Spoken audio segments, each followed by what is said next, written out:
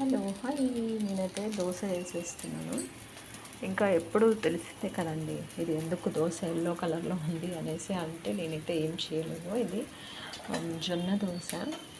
యాక్చువల్గా ఈ మధ్యనే కాదు, ఒక 1 ఇయర్ నుంచి కూడా ఇలా జొన్నలు, రాగులు, వీటితోనే బ్రౌన్ రైస్, వీటితోనే ఎక్కువ నేను దోశలు చేస్తున్నాను. పెసరట్టు కూడా ఈ కలర్లోనే ఉంటుంది అని అనుకుంటారు కదా, అందుకనే స్పెషల్గా చెప్తున్నాను.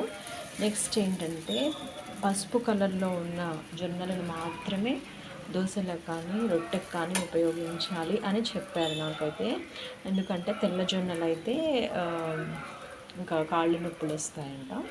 మీరు కూడా ఈసారి చూసుకొని కొనుక్కోండి. మా దగ్గర అయితే గ్యాస్ రిపేర్ చేసేవాళ్ళు వచ్చారు. ఇంకా మార్నింగ్ నుంచి ఇదైతే కంటిన్యూగా ఉంటూనే ఉంటుంది ఏదో ఒకటి. Okay, bye bye, take care. అంతే.